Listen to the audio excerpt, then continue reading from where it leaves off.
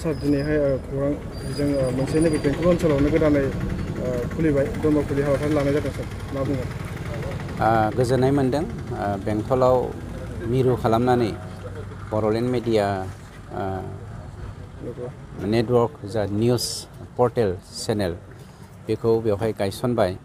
आंनि आखाइजों गायसननो मोननानै आं गोजोननाय मोनदों। मानोना जोंनि समाजाव कम्पिटिटिभलि जोंनि निउस मिडियाफ्रा आवगायबोनांगौ।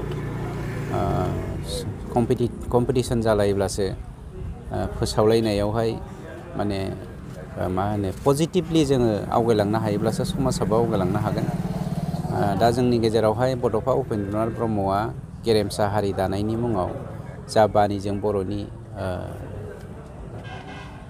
आवगायलांनाय जा बिथिं बेखौ जोंनो होलांबाय। बेफोरखौ गुबुन समाजनि गुबुन अख्रांनि बा गुबुन हालामनि मानसिफोरनो फोरमायनो थाङोब्ला जोङो खुगाजों खुगा फोरमायनाया सम्भब नङा। बेखौ स्पेसियेलि जोङो निउस मिडिया पर्टेलफोरनि गेजेरजोंसो जोङो फोसावनो हायो।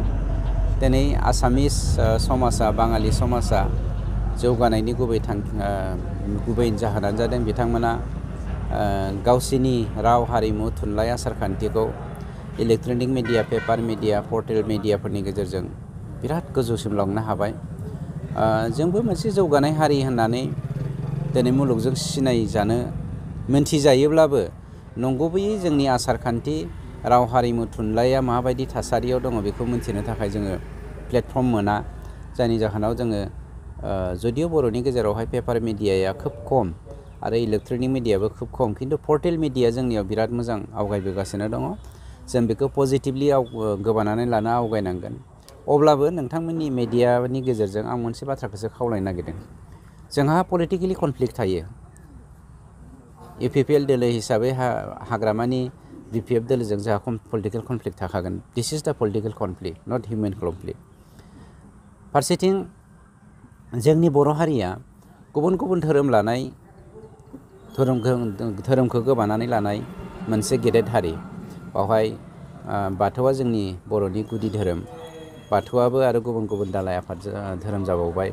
ब्रह्मआबो जोंनि बर'नि धोरोम। सतसंगि, कृष्णगुरु, ख्रिस्टियान, जों गुबुन गुबुन धोरोमखौ माने एक्सेप्ट खालामनाय बा गोबानानै लानाय जोंनि बर' हारि।